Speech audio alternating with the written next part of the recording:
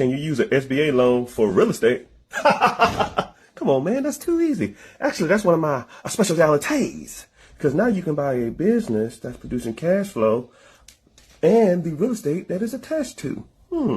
Let's do it. Distillery in Georgia, and the asking price is $10 million. This is the cash flow, how much goes to the owner.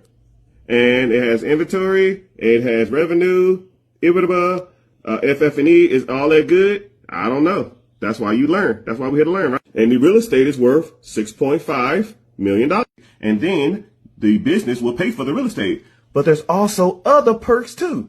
The standard commercial down payment is about 20% down on an investment property. So with a 504, you can get away with either 10% down. And if you agree to a cash injection or equity stake from the owner, you can buy real estate and the cash flow producing asset that pays for the business with 5% down.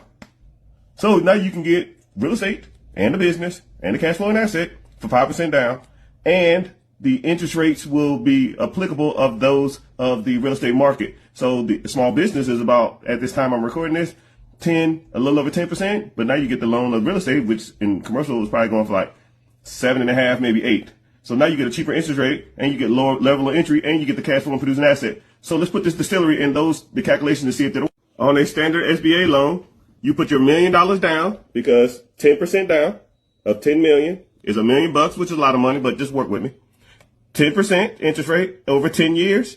The payment is 1.4 million. You cash flow 2.3, and that's a difference of $837,000 to you. But this is real estate owned. So now, instead of a 10% interest, you get 8% interest rate because of the real estate. And instead of 10 years, because of the SBA loan, now you get 30 years. And now instead of you paying $1.4 million of payment, now you pay $799. But you're still cash flowing the $2.3 million. So cash flow coming in, $2.3 million minus the $799 equals $1.5 million. So now you made an extra $800,000 a year just because you bought the real estate with the business instead of just doing it, just the business. And $1.5 million over 12 months is about $125,000. $1.5 million, but you borrowed it from a line of credit or an investor, that $1.5 million for that down payment. You pay them that $1 million back. You make $500,000 a year and you ain't got no money in the deal. Man, this is comically easy. Comically. But I teach you how to do it. I got a free class, link in the bio, called Be Your Own Boss.